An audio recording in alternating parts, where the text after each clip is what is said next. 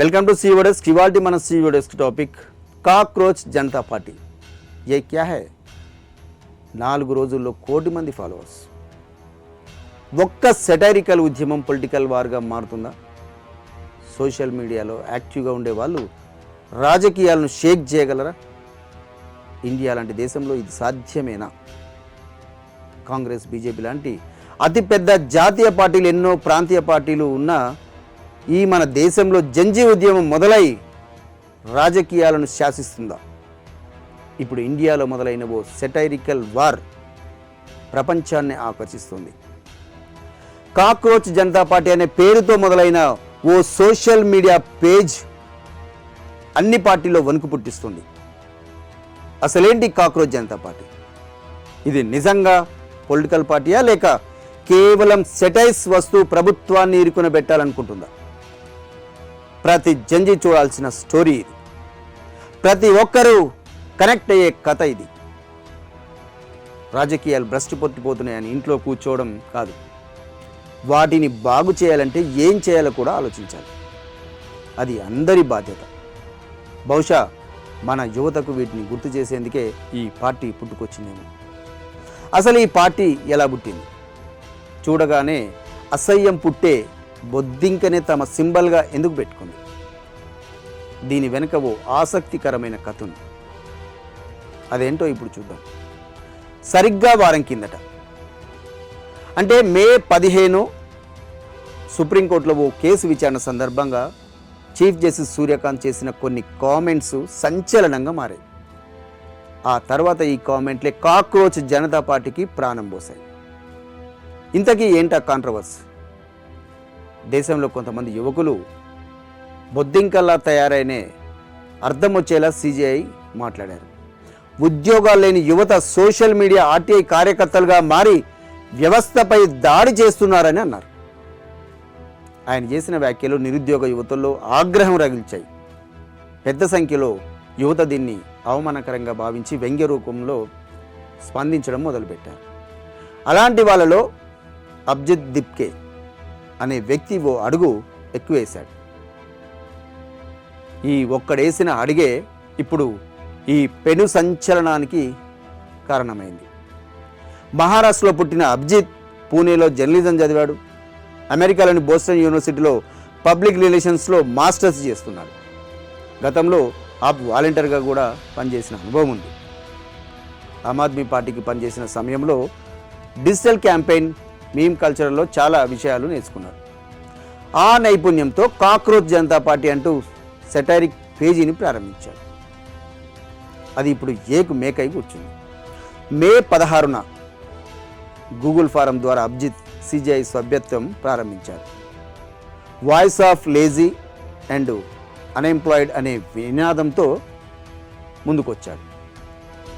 Secular, socialist, democratic, lazy అనే వ్యంగ్య సిద్ధాంతాలతో party ముందుకు సాగుతోందని సెటైరిక్గా ప్రకటించాడు. అబ్జిత్ పార్టీని ప్రకటించాడో లేడో జంజీ వెల్లువల మద్దతు తెలిపారు. ఎంతలా అంటే ఇప్పుడు ప్రపంచంలోనే 2వ అతిపెద్ద పార్టీగా అవతరించింది కాక్రోచ్ జనతా పార్టీ. మనకు తెలియకుండానే ఇంత జరుగుతుందా అని షాక్ అవుతున్నారా? అందుకే న్యూస్ అనగానే కేవలం 4-5 పేపర్లు, 5-6 న్యూస్ ఛానల్స్ కాదు. న్యూస్ అంటే సోషల్ మీడియా. ఇప్పుడు రాజ్యం మొత్తం సోషల్ మీడియాదే. దాన్నే ఆయుధంగా చేసుకొని కాంగ్రెస్ జనతా పార్టీ దూసుకుపోతుంది. మనం కూడా సోషల్ మీడియాను ఫాలో అయితేనే ఇలాంటి విషయాలు తెలుసుకునే అవకాశం ఉంటుంది. సోషల్ మీడియా ఫాలోవర్స్ విషయంలో ఇప్పుడు ప్రపంచంలోనే అతిపెద్ద పార్టీ కాంగ్రెస్. దీనికి 13.2 మిలియన్ల ఫాలోవర్స్ ఉన్నారు. ఆ తర్వాతి స్థానంలో బీజేపీ ఉండేది. 7.7 మిలియన్స్తో ఫాలోవర్స్తో సెకండ్ ప్లేస్లో బీజేపీ కొనసాగింది. అయితే తాజాగా ఈ ప్లేస్ను క్రాస్ చేసింది కాక్రోచ్ జనతా పార్టీ. అది కూడా కేవలం 5 రోజుల్లోనే. ఇది చాలదా? దేశంలో ఏదో జరగబోతుందని చెప్పడానికి 2-3 రోజుల్లోనే కాంగ్రెస్ నెంబర్ను కూడా దాటి దేశంలోనే కాదు ప్రపంచంలోనే అతిపెద్ద పార్టీగా సిజేఐ అవతరించనుంది. మీకు గుర్తుందో లేదో, నేపాల్లో జంజీ ఉద్యమం నడుస్తున్న రోజుల్లోనే మేము మాట చెప్పాం, ఇండియా యూత్లో కూడా నిరాశ పెరుగుతుందని. అది ఏదో ఒక రోజున జంజీ ఉద్యమంలా మారుతుందని హెచ్చరించాం. ఇప్పుడు అదే జరుగుతుంది. ఇప్పటికైతే అభిజిత్ ఒక్క పైసా కూడా పార్టీ ఫండ్ అడగడం లేదు. ఆయన ఒకవేళ పార్టీ ఫండ్స్ కావాలని రిక్వెస్ట్ పెడితే కోట్లలో జమ అవుతాయి. ఆ తర్వాత ఎక్కడ పబ్లిక్ మీటింగ్ పెట్టినా లక్షల్లో జనం వస్తారు. ఇదో రకంగా మన దేశంలోని పార్టీలన్నింటికీ షాకింగ్ న్యూసే. యువత తలుచుకుంటే ఏదైనా సాధ్యమే.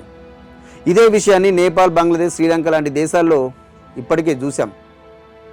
ప్రపంచంలోనే అత్యధిక యువత కలిగిన మన దేశంలో ఇలాంటి విప్లవం పెద్ద కష్టమేం కాదు.